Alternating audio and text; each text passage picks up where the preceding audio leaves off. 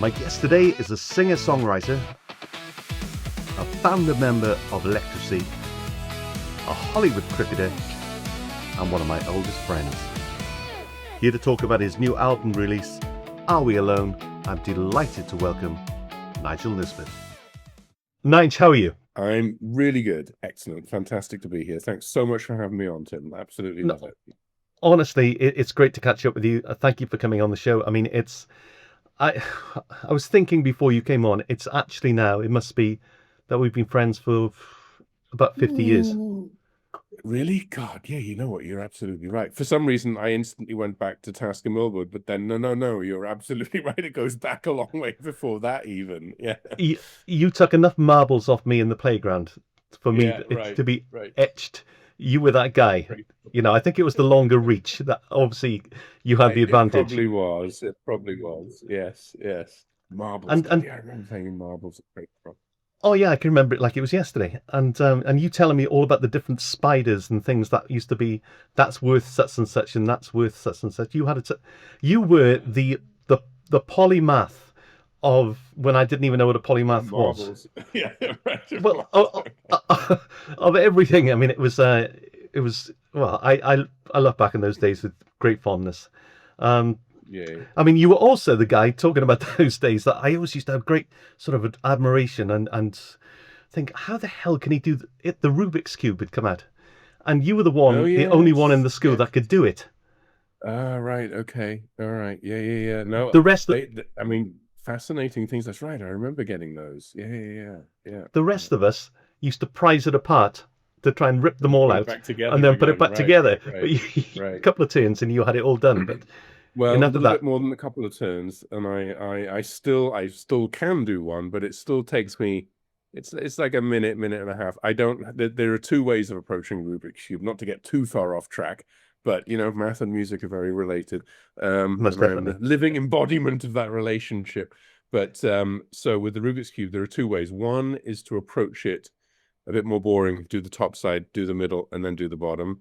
And the better way, the faster way, the people who break world records now and do it in like 5 seconds, they do it kind of corners. And I can't do that. I can only do it the more boring way. But still, it's a fun thing to do. It's all impressive to me. Going back to those days, ever since I knew you've first met you, you've always been musical, but you've evolved in such an incredible way over the years. Because you started off, was it playing the violin? Playing the violin, yes, absolutely. Mount Airy School, which I don't think you went to Mount Airy, right? I think I met you in Freystrop, okay, all the way through. So no. So Mount Airy, yeah. And I was about 5, I think. And at first, the violin teacher I had used to just push my fingers onto the strings. They'd be like, okay, A, and I'd be like, I have no idea what I'm doing. But eventually it kind of clicked a bit, I guess. So yeah, I played violin since I was 5, which was, you know, a good foundation for everything that came later, basically. Was it something that you actually chose, or was it thrust upon you? You know what? The weird thing is, right? It certainly wasn't thrust upon me. No, it was. I think it was almost one of those things where I was just that kid who, not in a sort of danger sense, but like if somebody said, oh, who wants to try this? I'd be like, oh, I'll give it a go. And I think one day somebody came in, you know, said, who wants to try playing violin? And I was like, oh, all right, I'll try that. So I just did. Can you tell me, I mean, is there any sort of musical history in the family? Yeah, I mean, sort of some. So my mum was in a David choir, big singer, loved singing, was always in the choir all her life. So, well, up until she was like sort of 60 or so. But so a lot of musical history from that point of view. My dad, obviously not so much musical. He did apparently play the clarinet once upon a time until he was banned from touching it again by anybody who had heard him play. But, you know, apart from that, but obviously being a poet and a writer, there's a large creative sort of impetus there. So even if it wasn't music per se, which it was with my mum, she was very, you know, sort of loved music and singing and stuff. It was always a heavy creative impetus around the place. You know what I mean? Like it was just kind of like, creating stuff is cool. It's a good thing to do. Like it was just a thing that sort of seemed relatively natural type of something. Going from primary school and then going into our high school, at secondary school, it's only looking back that I realise quite how fortunate we were to go through. We were in a purple patch when things were Without a doubt.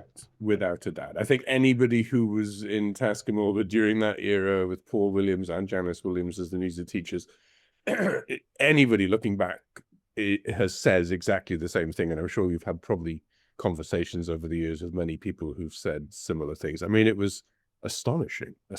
We did top high quality musicals each year, right? We did like an orchestral one year, and then like a rock one the year after. So we did like Finnegan's Rainbow and then Godspell, you know, like whatever. It was just, and then Joseph, and but it was just amazing. The choirs were great. The orchestra traveled to London, did all those things. We went down to Austria with the school orchestra as well, which was amazing. Yeah, I mean, it was just incredible. The quality of what we did and the quantity of it, right? There was just so much. It was just brilliant.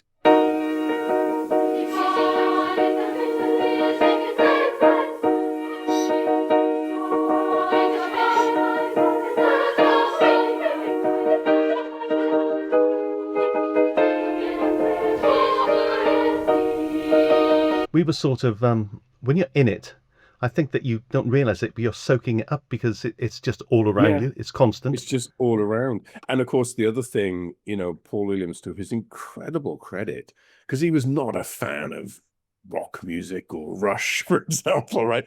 But, you know, he basically kind of let us have the music room, break time, lunchtime, after school, every day for years. And I mean, that's basically what we did, you know, and it wasn't something that he particularly even liked, but yeah, it just was just part of the furniture, wasn't it?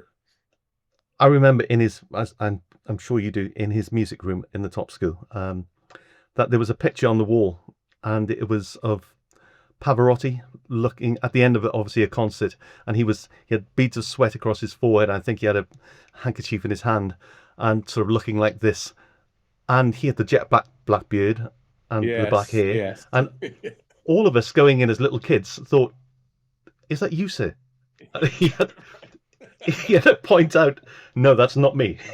But, it's funny. But yeah, we were sort of immersed in all of that. And of course, there were the school bands going on as well, which really sort of had that knock-on effect. And great musicians. I mean, Mog, Jake. Absolutely. Mark 100%. Hurley. Talk about inspiration. I mean, there's no inspiration better than the people around you, right? That when you see, and for us as then sort of younger kids coming into that school, seeing those kids who are a little bit older, performing, playing, having a band, playing on stage. My love of Rickenbackers is entirely due to the day that X Collector came to the school with Phil Corney playing bass and was playing, in fact, turns out it was a fake Rickenbacker, but it was blue. And from that day, my favorite bass ever was a blue Rickenbacker bass, which I eventually got. But yeah, it totally came from seeing people play in school. You know what I mean? That inspiration from that moment, and just being like, oh my God, the first record I ever bought actually was X Collector's single. And I didn't even have a record player to play it on. I just wanted it, just because it was so cool that they had. Her voice was fantastic, by the way. I forget her name, but the gal that they had singing, her voice was actually really, really good. You mentioned that whole thing about, which I think is, I feel sorry for the modern generation that don't really have that excitement of getting your first record. And it really was quite something. I mean, and is it even in the charts, going down to Woolworths and seeing, is it on the shelf or not, or going through those record stands and just trying to find that vinyl. But you mentioned Rush. I mean, I was going to ask you, when did it sort of change over from the boy that played the violin to suddenly you're hearing these other sounds? Yeah, I mean, it was, I guess, a bit of, I think when I was about 10, I started playing guitar as well. My dad just had some old acoustic guitar knocking around, and I just kind of started playing it. And then at some point, I think I was about 12 or 13, I think there was somebody who didn't end up playing much in high school who had an electric guitar. And at some point, I remember the thought occurring in my brain, oh, well, then I need to play bass. And I can't even remember knowing when I even realized that there was a separate thing as a bass guitar from being a guitar, right? I don't even remember that. But for some reason, I do remember this thought popping into my head. I think I was in Form 2 or 3 or something, maybe even the second form. And he was a kid. I think he'd been in America, and he'd come back and he had this Stratocaster. That was just the coolest thing ever. So I was like, oh, I got to get a bass then. And So I did, and it was some sort of K's catalog terrible thing with an action like this high, the string was away from the body. But that's what I had for a few years. And then, you know, various lineups and iterations and stuff later. And then within a couple of years, it kind of solidified into Mirror Image or whatever, the band that we all sort of played in. And that was then very stable for many years. That was like, you know, really solid, brilliant thing to do at that age.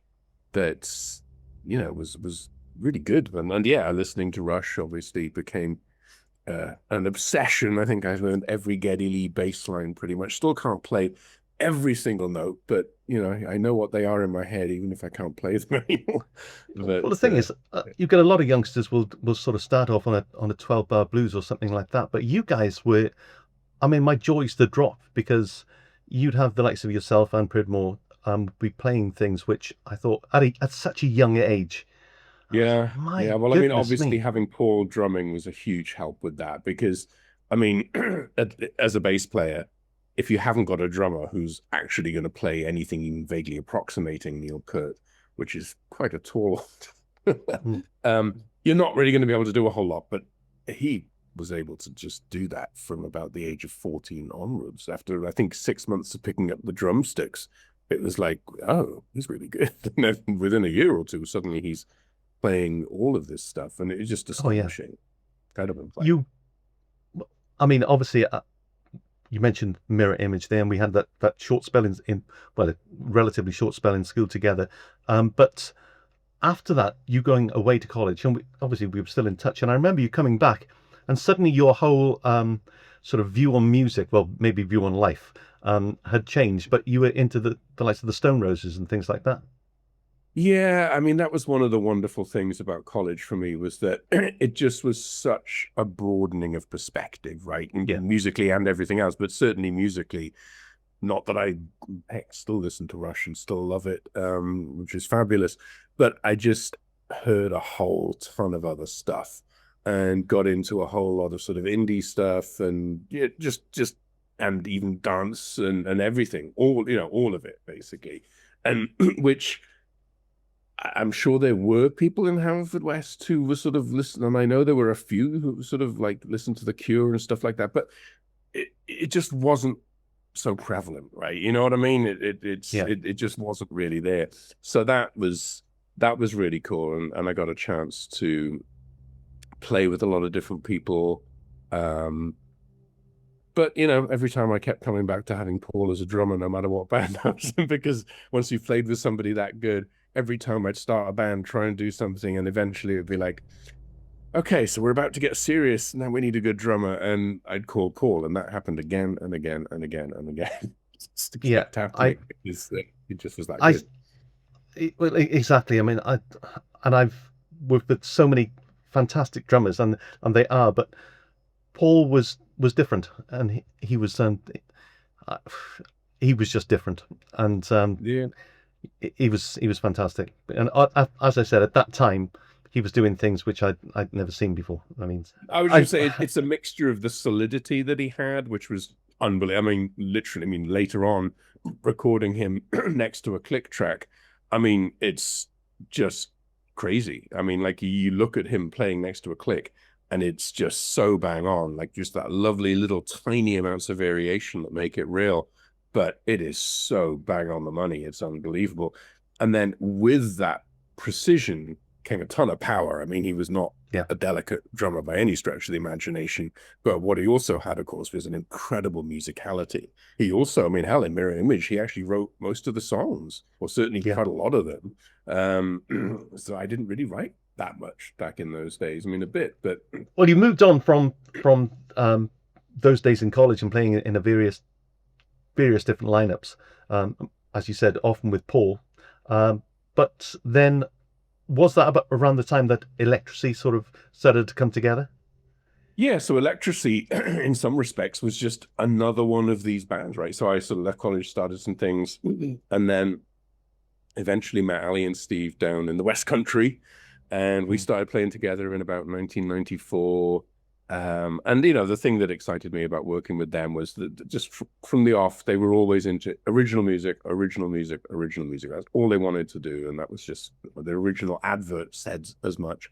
So we just kind of clicked, and I was talking about this the other day actually, and Ali is he's a good voice, great singer, but as a performer, he is like second to none. He's just an incredible person to be on stage behind as a performer.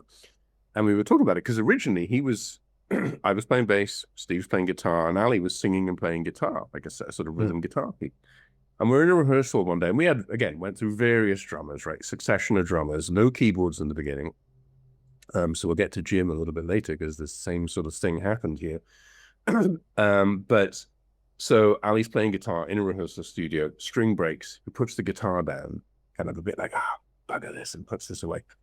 And then he doesn't have a guitar in his hand, and suddenly he just starts performing with song, right? Like he just got, and from that point on, Steve and I were just like, you are never touching a guitar again. You don't get it. You have no idea. But like the minute you put that thing down, it's like, Yeah. You just became this rock and roll star, whereas before you were just another guy strumming a guitar. And suddenly, so that was exciting. And yeah, things started moving. We, met a local producer, started recording stuff. I actually wrote Morning Afterglow in 1995. Steve originally thought it was a crap song and thought it sounded too much like some Amy Mann song or something. But anyway, Ali, being the singer, being the performer, heard it and just went, no, that one. And so anyway, stuff started moving. Same deal. We had various drummers at different points. But when it came time to really, there was a chance to basically record something properly.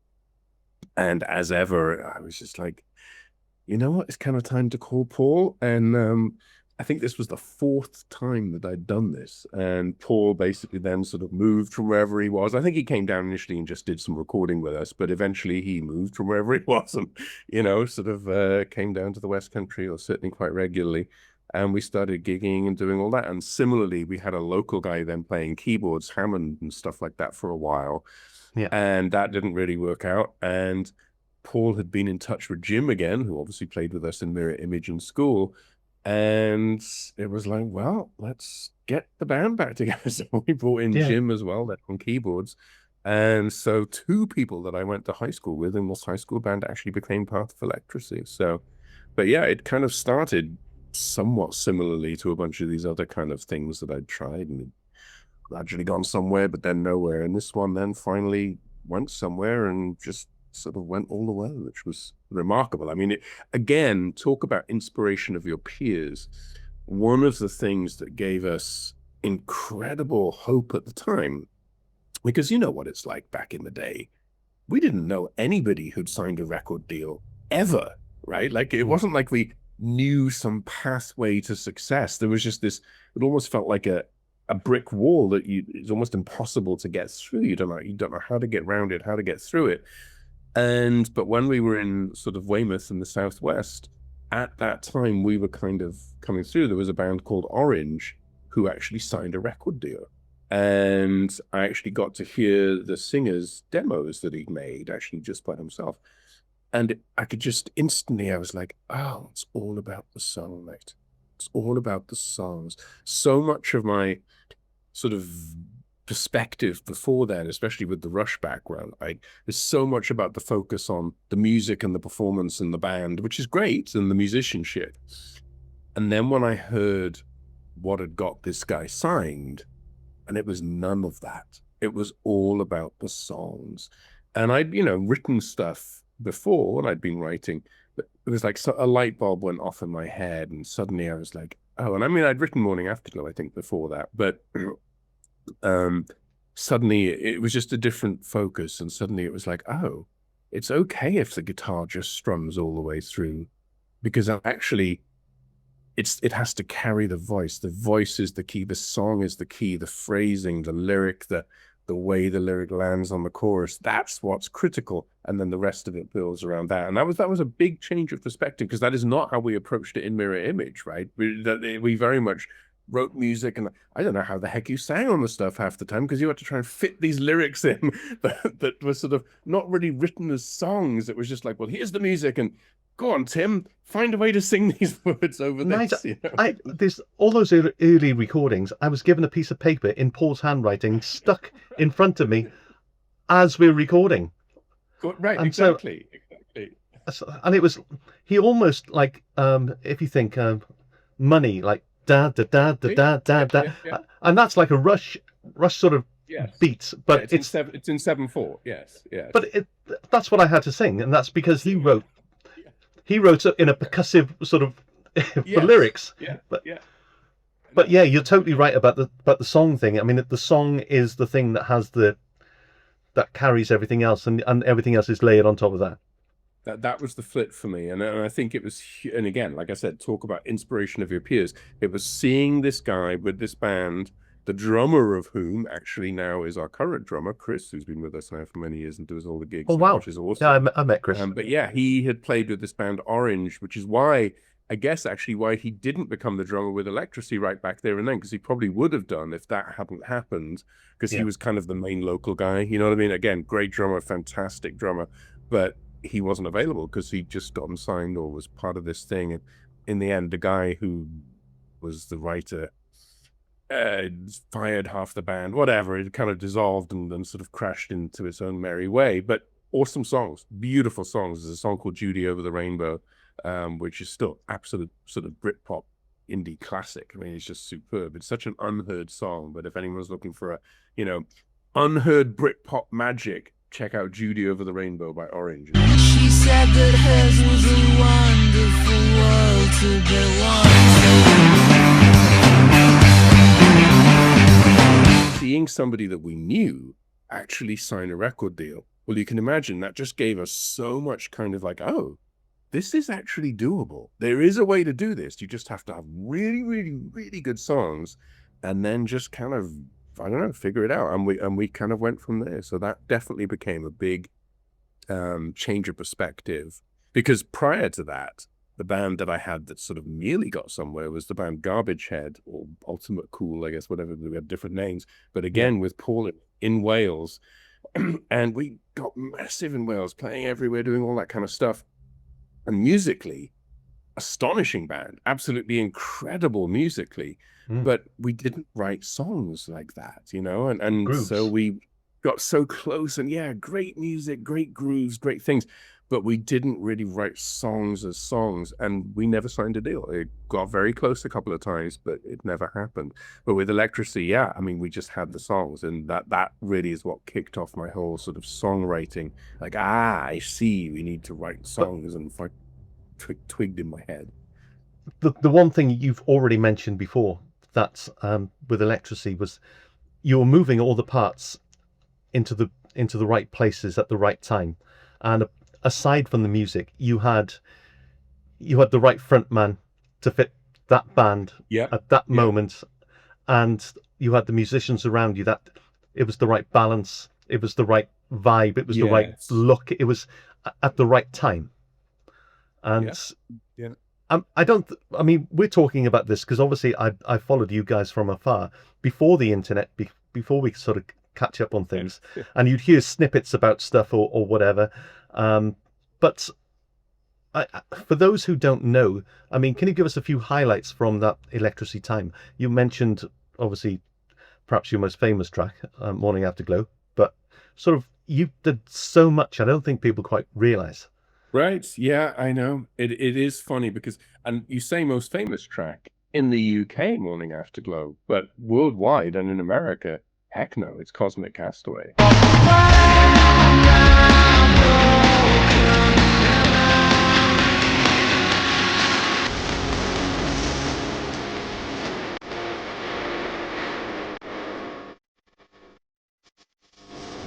I mean, that's streamed like 10 million stream. No, it dwarfs any kind of Morning Afterglow kind of numbers in terms of streaming views, all that kind of stuff. No. But of course, Morning Afterglow was a top 20 hit in the UK, so it still sort of carries that there. But I mean, highlights were TFI Friday. But I mean, we did that twice. I watched it. And it was so much fun. I found it really fun. I know some of the rest of the band definitely found it quite stressful because, you know, it's live TV. I mean, you really are going on and it's full on live, and yeah, there's a lot of pressure that comes with that.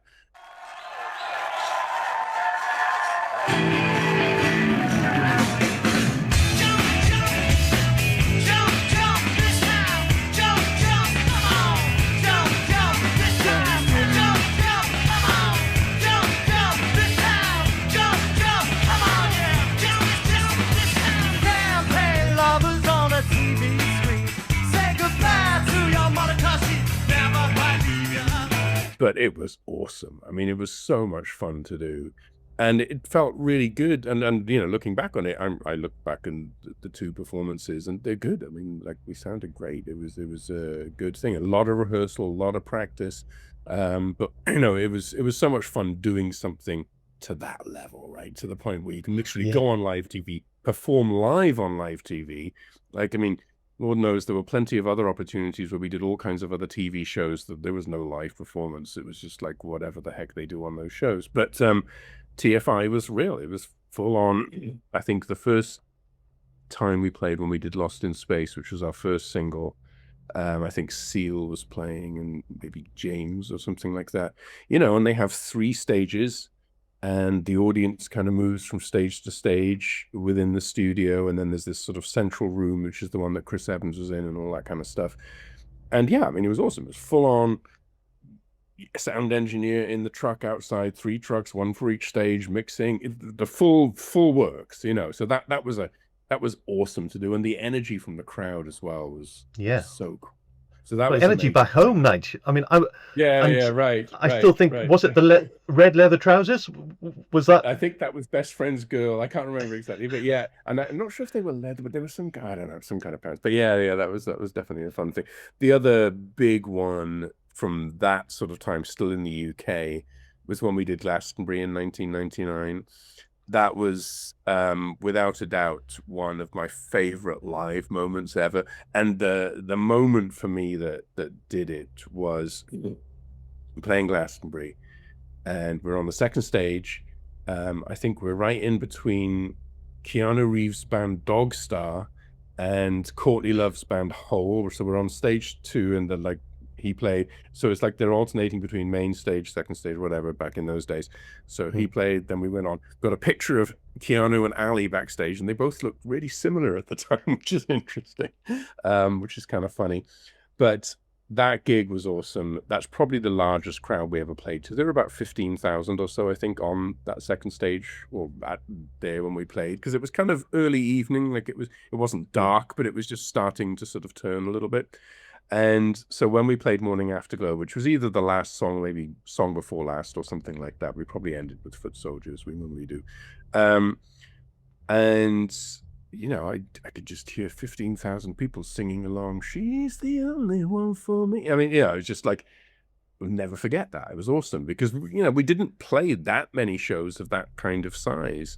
So that was a really awesome one. And then we were off to America then in 2000. So that was definitely the highlights from that sort of period of time. And then the big thing that happened in the States then, was as we were making the second album in LA with Matthew Wilder, which was in and as of itself a wonderful experience, really good. As we were making that record down, we sort of got asked by 20th Century Fox at the time to write a song for this movie they had coming out, this Titan A.E. animated movie. So we got to go down to some studio, to Fox Studio somewhere, and they showed us some little clips of the movie. I seem to remember some of them weren't even colored in. They were just black and white sketch sort of animated or roughly animated clips of, like, here's the bit. Well, I think there were 5 different sections that they were still looking for songs for.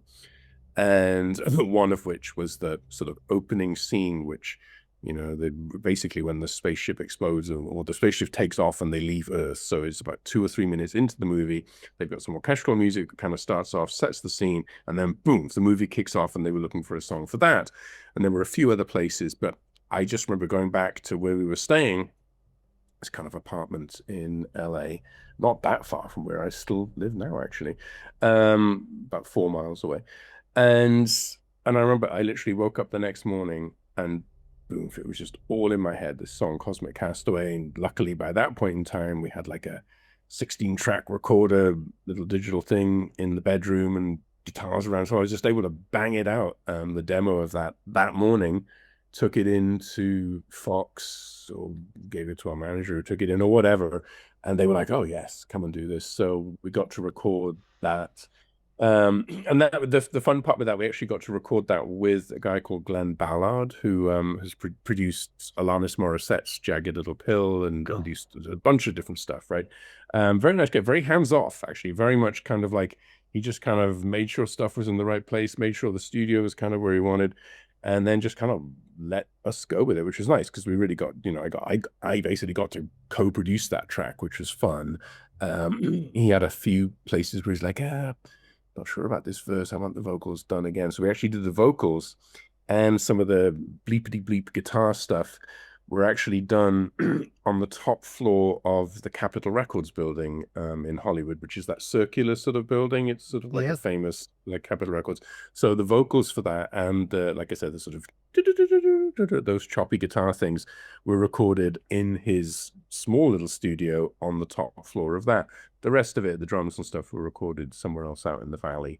But yeah, that was a lot of fun. So there was a lot of excitement connected with that. And then, you know, being signed by Clive Davis at Arista was, yeah, that was exciting. It was unbelievably cool. And then, you know, it was great. We were out touring with that album, toured everywhere in the States. I mean, really everywhere.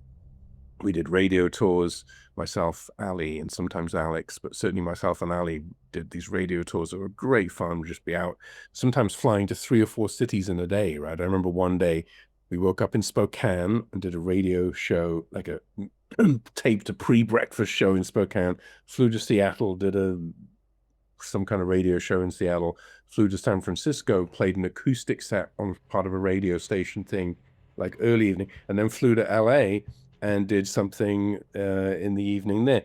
And the interesting thing, of course, this is pre 9/11.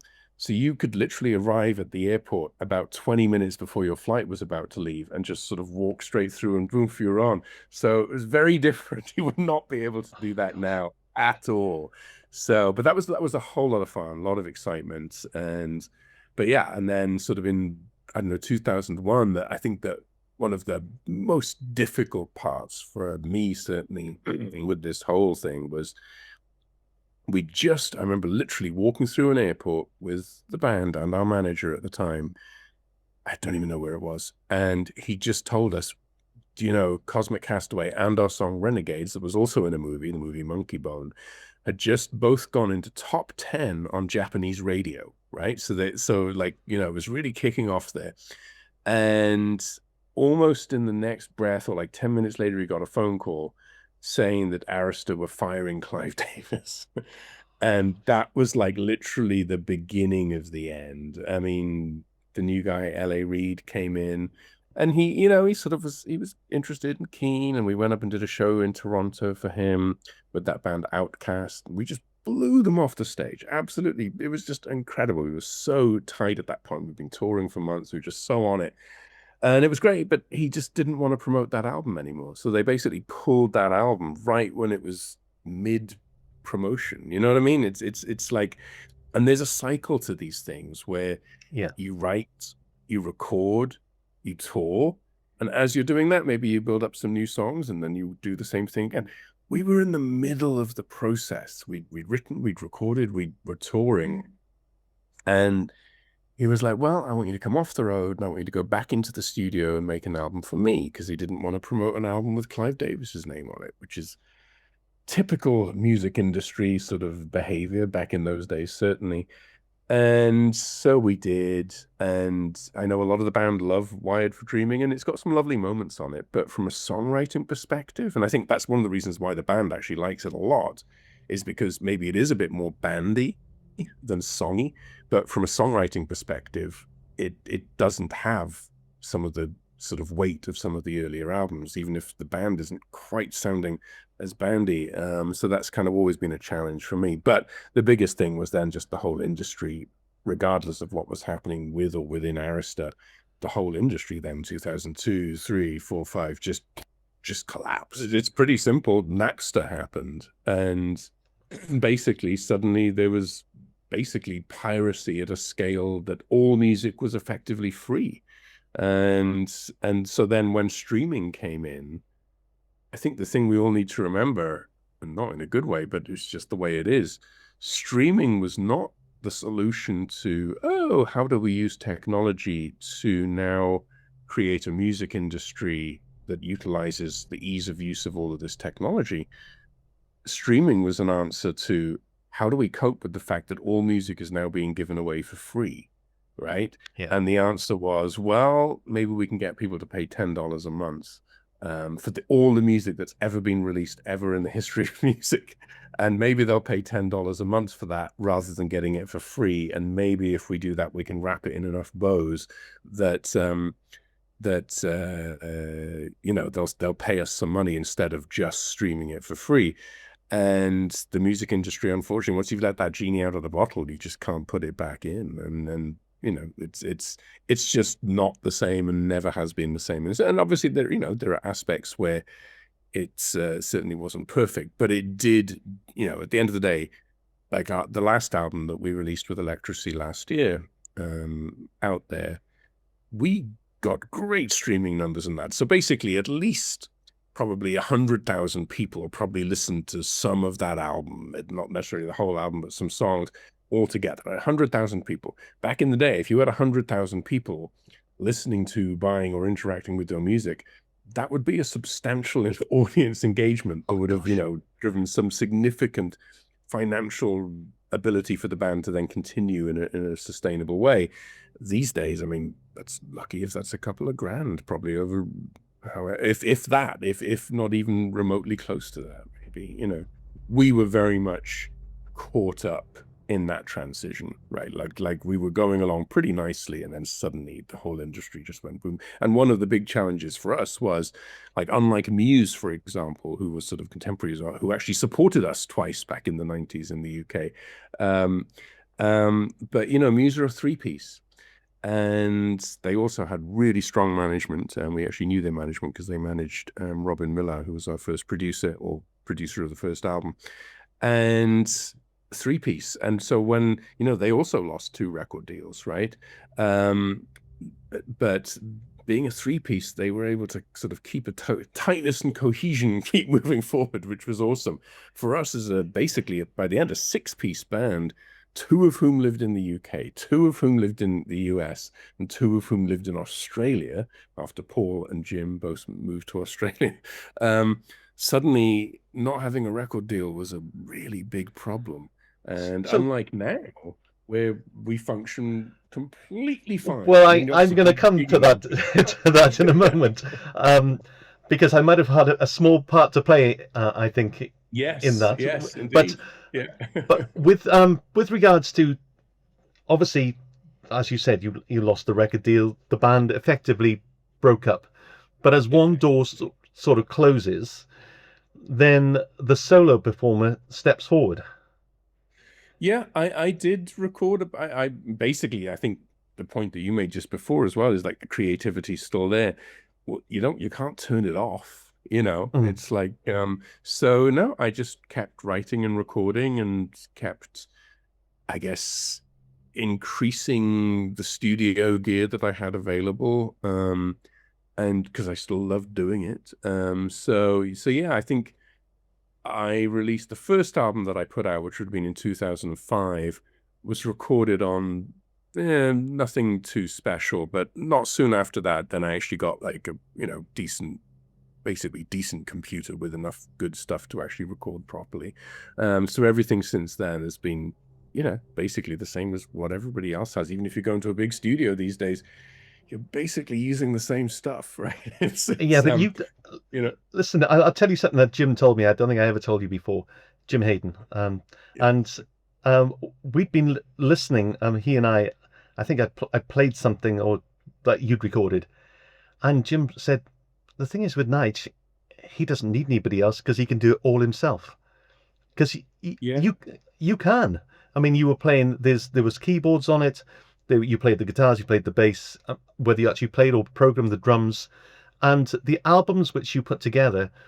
I mean, if I record something, it sounds like you're banging, bins out in the yard. Whereas you've got everything balanced, sounding exactly as it should be. But you told me that you've mentioned one producer that you'd worked alongside, but you sat in the control room with a few, and you said I Yes. picked up a lot from that. So yeah, there's no doubt that no doubt, no pun intended, but Matthew, of course, did record No Doubt's Tragic Kingdom. So working with Matthew was great. Matthew was a great producer. I'd say that was less about the sonics and the sound. We're just watching somebody manage a band situation, which was very cool, and getting good performances out of people. I've learned how to get good performances out of myself, right? I've learned what I need to do to make that happen. Also got to watch one of the engineers that we worked with for Electrasy for a long, long time was a guy called Chris Brown, who was trained in Abbey Road. So in terms of learning how to mic things, how things should sound through the speakers, just watching him work was fantastic. But then I also got to watch Jack Joseph Puig mix our second album, and watching Jack Joseph Puig mix an album is a whole different ball game of awesomeness. He did wear black gloves, but apart from the black gloves, I mean, this guy mixed, basically there were two guys, Tom Lord Alge or Algie, whatever his name is, and Jack Oh, right. Joseph Puig, and between them they mixed everything on K-Rock, which is a major sort of rock radio in LA, the States, throughout the whole 90s, 2000s. So for a couple of decades, between one or other of them mixed pretty much any record that was released. And so he spent about a month and a half mixing our second album, the one with Cosmic Castaway on it and all that stuff. And so I was there for that mixing. So I would sort of wait in my hotel one day, he'd get a mix together, and then the next day I'd go in and I'd listen to where he had it and maybe give some notes or whatever, and sort of say, oh, what about this section? But I just got to watch him work and hear how he did stuff. And yeah, you just learn so much from that. And I guess I'm always keenly aware. I love working in the studio, so I was always very keenly aware of what was going on and what was working. And then the other big thing is, no matter how much you watch somebody else, no matter how much you learn, no matter how many things you find out or whatever, you then have to have the time to put it into practice, and you have to have the time to mess it up, and you have to have the time to go, that sounds nothing like what I wanted to sound like. Yeah. And that is something that I did then, making all of those albums, right? So from sort of 2008 or whatever onwards, I recorded a bunch of stuff, and some of it came out like I wanted, some of it didn't. But it got to the point then that, in the last sort of decade or so, I pretty much know if I want something to sound a particular way, I know what to do to make it come out like that. And that includes then the full band or whatever it is that, and yeah, I don't actually play drums, but here's what I do in my head. I program the drums and I just think to myself, what would Paul have played here? And I can just visualize in my mind sort of what he might do, right? And that's kind of the template I have then when I'm putting drum parts together, is kind of like, what would Paul have done? So in my mind, I still go back to that schoolroom and kind of just imagine what he would be playing if he was to play along with this song. So that's kind of. So how many albums have you done that on now? I mean, this. I think 5 or 6. Yeah, like five full albums, a couple of EPs of stuff. I did some music for a TV show for a friend of mine a few years back as well. It was like totally different, but kind of fun to do. So yeah, I've listened. 5 full albums. I've listened to them all. I mean, now everything's available. I can listen to it. But you have got, you're one of these artists, and I genuinely mean this, Nigel, that as soon as you put on a Nigel Nisbet track, you automatically know it's you. You've got your own sound. I think, from my own perspective, I think I only really found that fully on the album that I just made. That album, I think, in my mind, I'm happy to hear you say that maybe pervades the other albums. But I of course, for me also, I always suffer from this thing where the thing that's my favorite thing that I've ever done is always the thing that I've done most recently. Like anything else that wasn't done recently is terrible and garbage and needs to be abandoned immediately. So I always have this like sort of ongoing kind of thing. But that I actually listened to that yesterday evening, actually, funnily enough. I was flying to Indianapolis, and as I was flying here, I listened to that album, and I hadn't listened to it in like a few weeks, which, you know, that in and of itself is unusual because I tend to listen to the stuff as I'm working on it, like a lot, right? I'm constantly listening and tweaking and reevaluating and thinking about how things should go. So I sort of got a chance to listen to it and hadn't for a while. And it was nice because the one thing that struck me was it felt like, oh, that feels like a body of work, right? Like it feels like a thing. And, you know, one of the challenges I've always found is that I will happily write a song like Morning Afterglow or even Angel, which is very light, for want of a better word, right? Yes. All the way through to Foot Soldiers and Demented and whatever the heck else, which is pretty heavy. And, you know, it's like I in my mind, I will explore whatever musical idea comes and take it where I feel it needs to go. It's not like there's a barrier there, but the challenge of that then is trying to make it sound cohesive. How do you make something sound cohesive when it potentially goes in so many different directions? One of the big problems with Electrasy's first album is all of the demos that we recorded for that album actually did sound like a consistent band. But then when we got into the big studio with Robin, it was so fun and so exciting. And he challenged us and pushed us to take it in as many different directions as possible. But the end result was something that, you know, it's just like, is this one band or 10? Like, you know, it just doesn't feel as cohesive. So it's interesting to hear you say that across all the stuff that you think I've done, that there's a distinctive sort of thing there, because I always grapple with that. But I do think on this last album, one of the ways I think I achieved that was actually by not putting every song on it that I may or not have in my mind at any particular time, right? By I know that being a bit you've more disciplined. from when we worked together, I know that you are quite particular with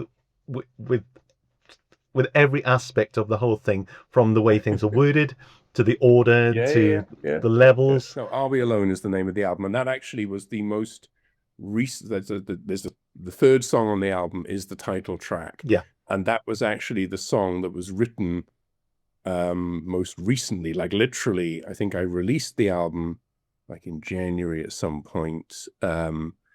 And I think I wrote that song in late December. So it was, and I think that was one, you know, some songs you work on a bit at a time and maybe you come back to it a year later or you finish it, you know, that happens. Yeah. That song, I think I literally went from having an idea, playing guitar sound, hearing some sort of lyrical vibe, because I never write words. I hear a lyrical vibe with the phrase or something, and it just gradually evolves from that. And I think literally, you know, in between walking the dog, listening to stuff, going, when I get back, I need to record this. I think that whole thing was done, completely dusted in about 2 or 3 days.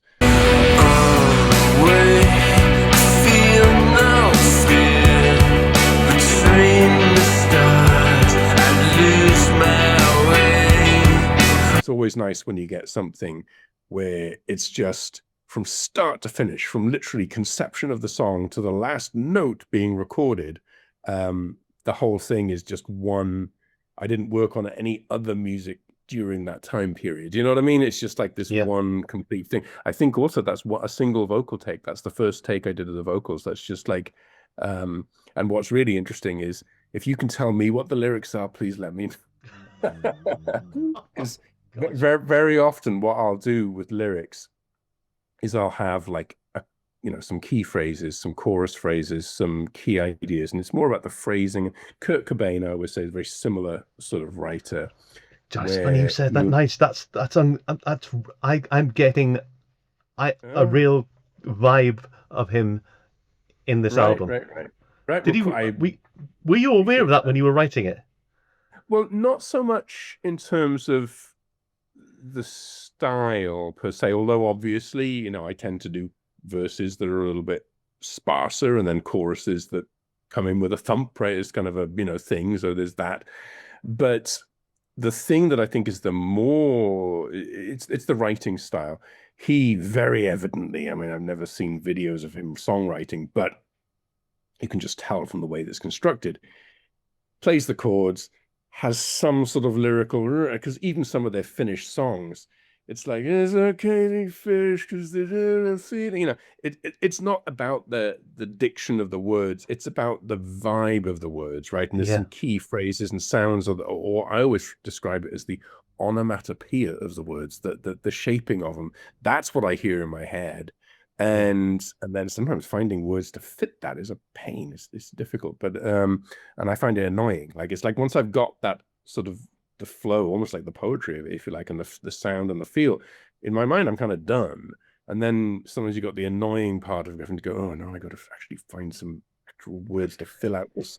Like Morning Afterglow has only got the same lyrics repeated around twice, because I'm like, well, that's it. That's the song. That's all. I know, but it sticks in your head. I mean, it's right, and we can get away with it there because the first verse has got no drums and no bass, and it's just guitar, and then the second verse is with the full band, so you can get away with having the same lyrics twice because the arrangement's so different between the verses.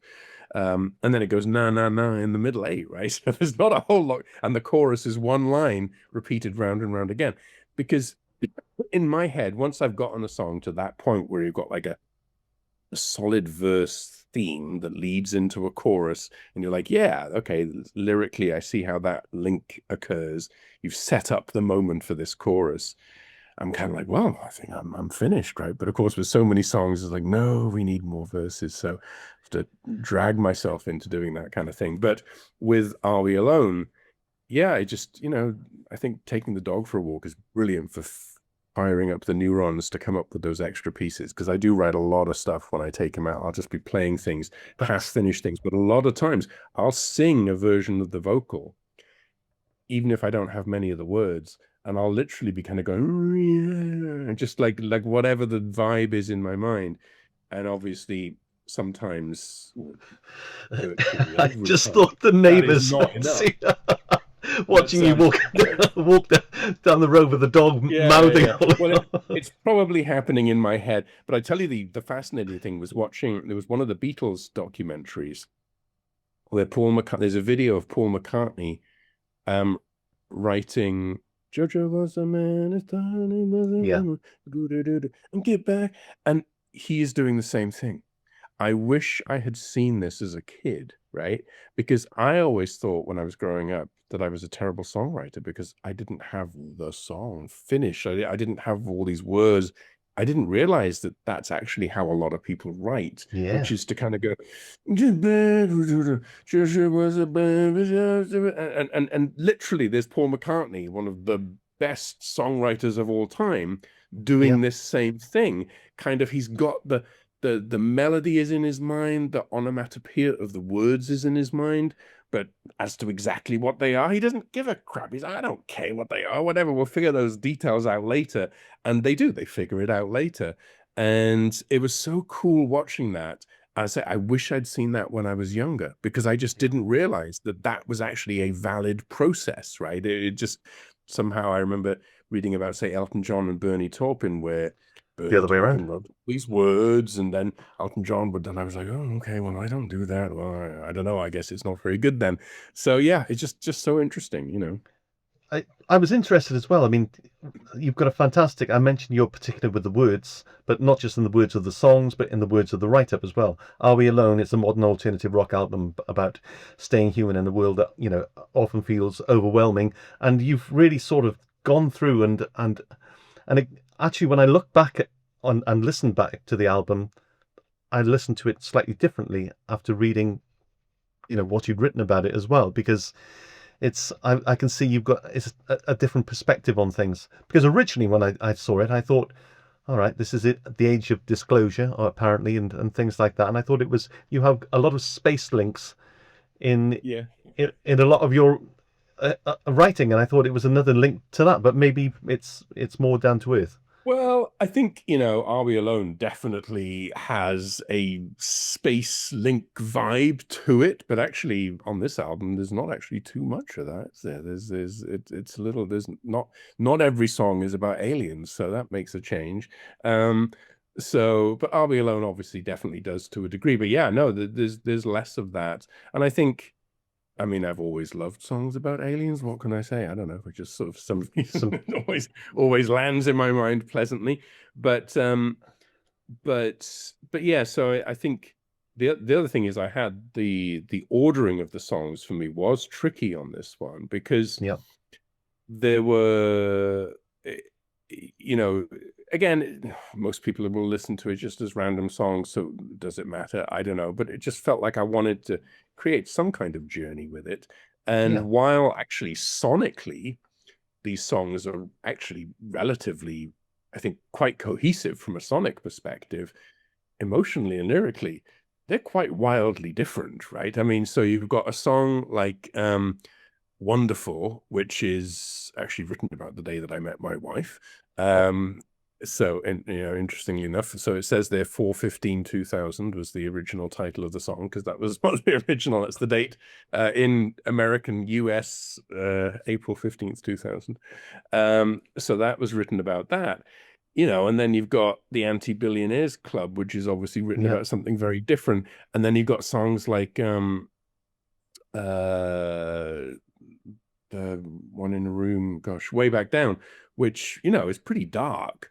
So even though sonically these songs kind of cohese quite nicely, then emotionally they kind of go all over the place. So trying to find a way that made sense of that was kind of fun. It was nice to sort of find a flow, and definitely one of the ways that I did that, which was a little unexpected, was to kind of go darker or deeper early and then kind of mellow out a little bit and kind of have a bit more fun towards the end. And of course, We Ride Tonight, that I'm sure you remember. I recognize that. I just thought, well, I'm going to do my own version of that one because it was just kind of fun. So, I have to say, my mother, when we did the Mirror Image album, obviously I'd written some, you wrote some as well, and there were some of the old tracks, but she listened to it and she said, I love that song. I said, oh, which one? Thinking it was one of mine. No, it's that song. She loves that track. Well, there you go.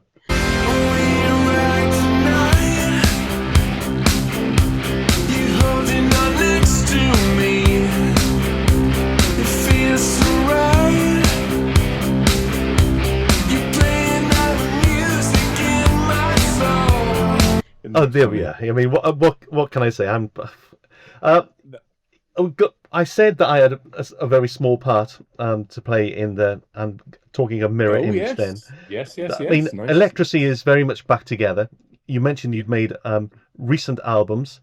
You've got 2 gigs over here, which is in the summer. Please, can you tell us a bit about the Resurrection and about the gigs and about what you're up to? I'll be brief about the Resurrection piece, but you're 100% right, because you reached out basically during the early-ish days of COVID, I think it was, and sort of said, hey, should we record some Mirror Image stuff? Should we redo these songs or whatever? We certainly, and I think, at that point, I hadn't recorded anything with Ali and Steve or anything.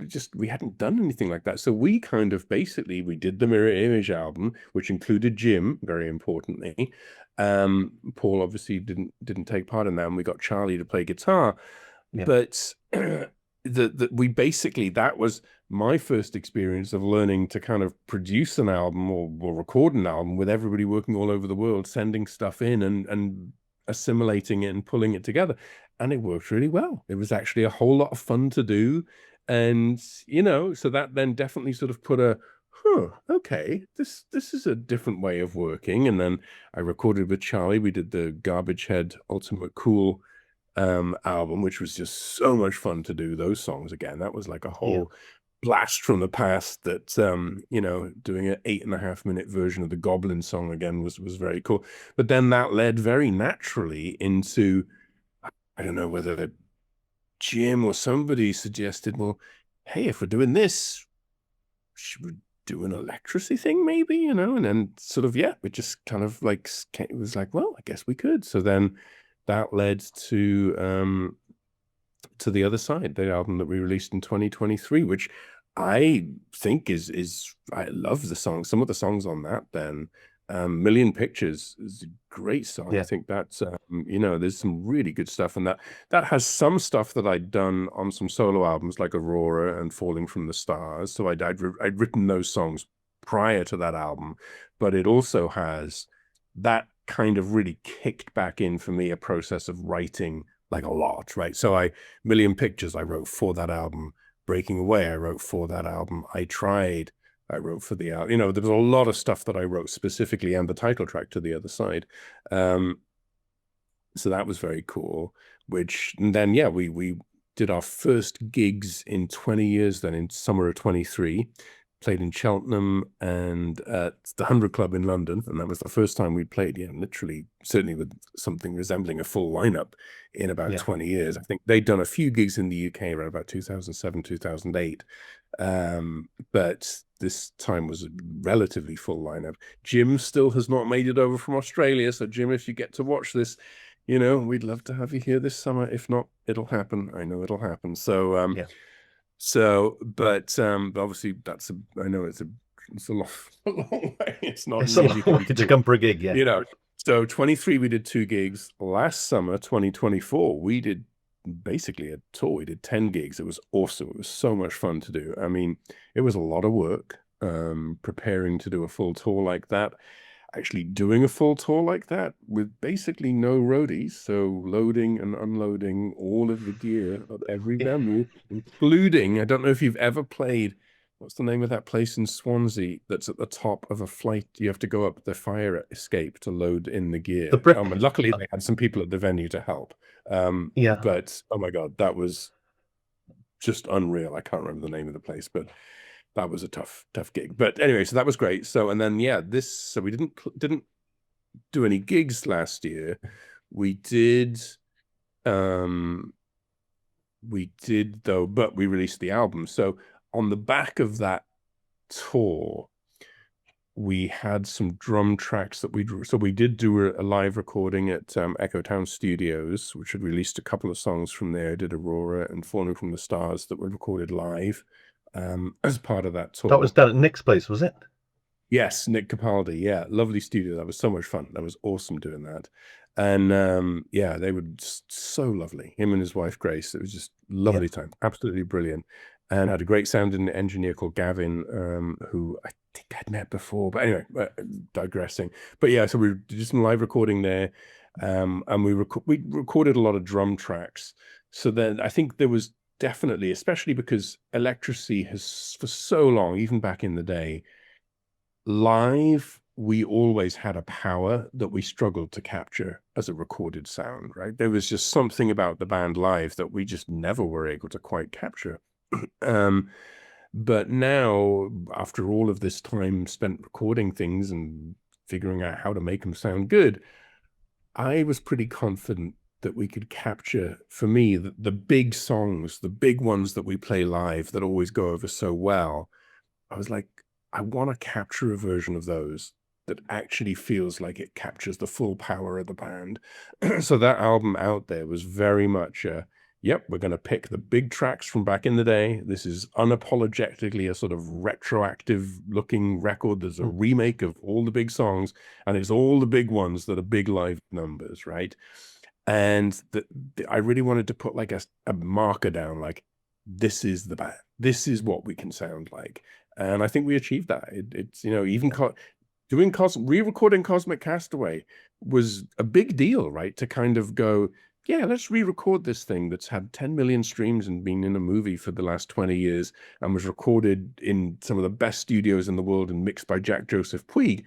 And it wasn't, the attempt was not to just replicate it, but to re-record it in a way that was just as punchy and powerful and hi-fi, if you like, but maybe with a little bit more band oomph to it, a little bit less layering, a little bit more grit.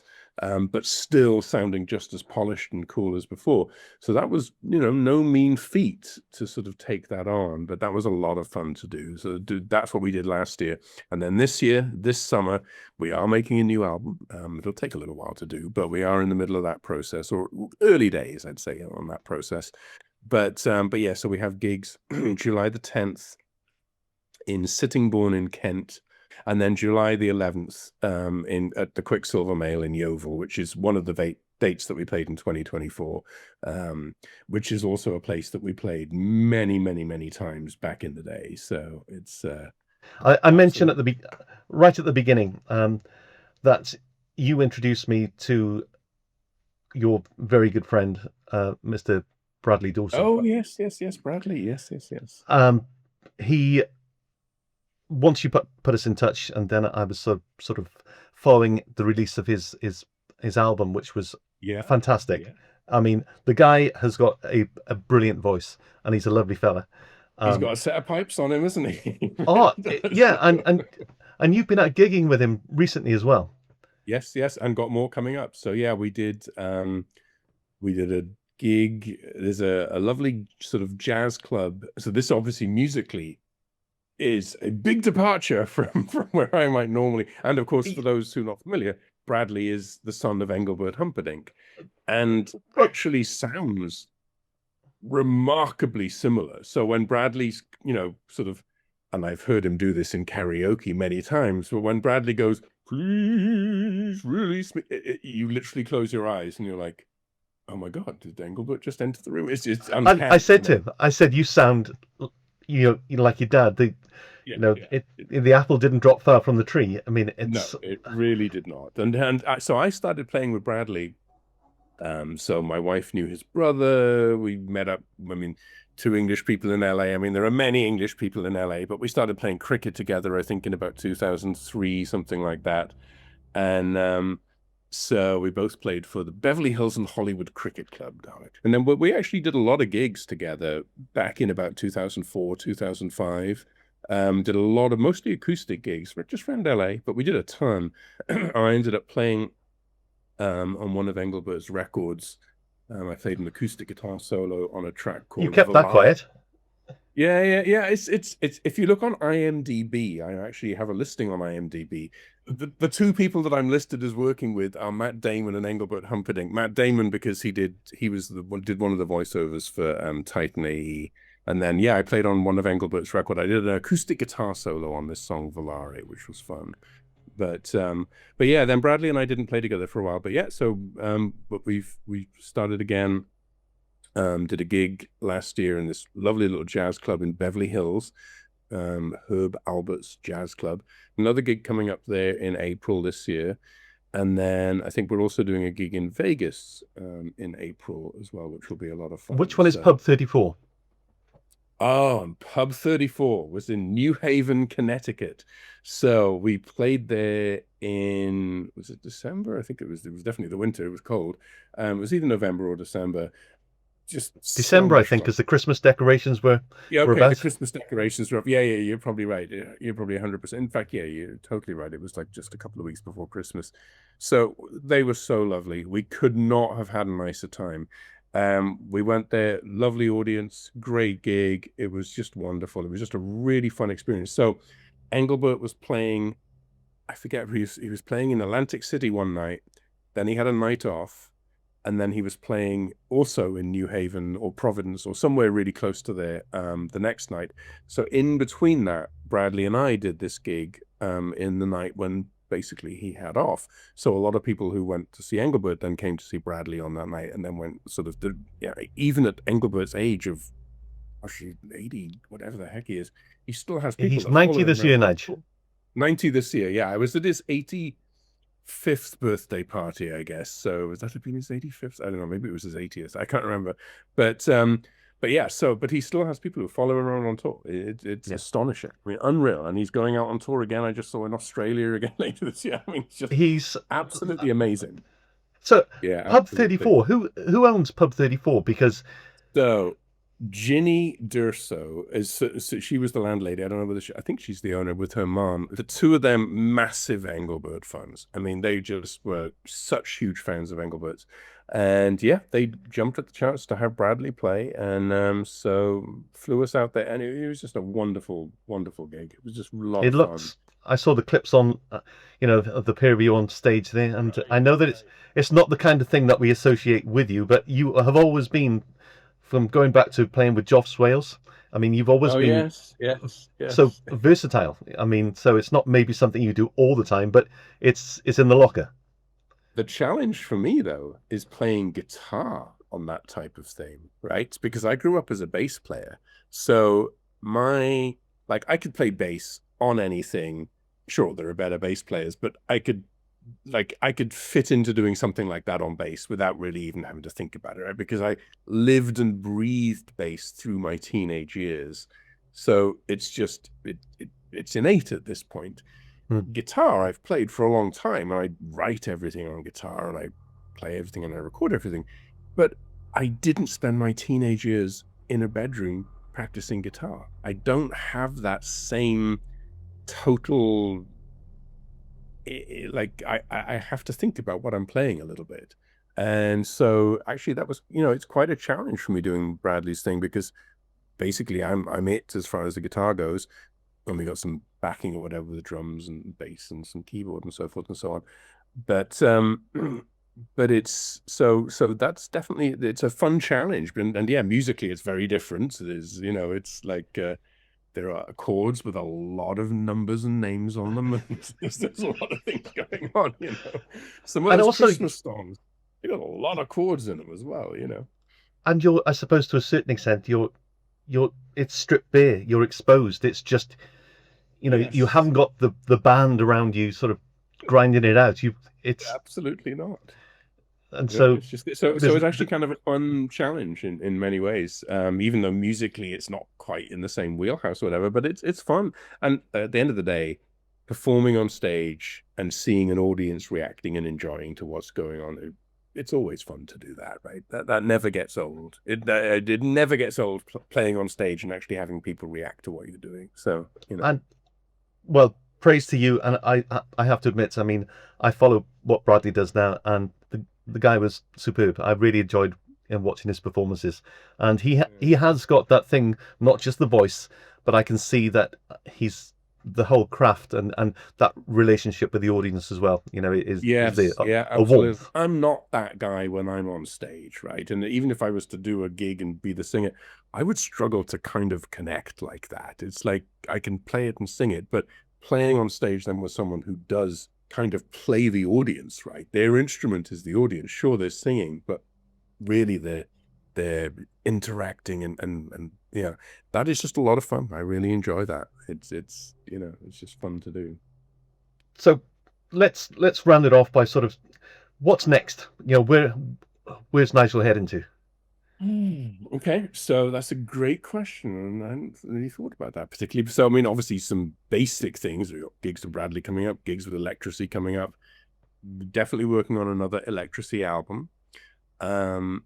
I also really enjoyed doing this solo album thing, and we probably won't be using any of these solo album songs as Electrasy songs, even though in the past sometimes we have picked Electrasy songs from that. I don't think we'll do that, and that's kind of fun, because that means I've got to write more new stuff and everybody's writing stuff in the Electrasy thing going forward, which is good.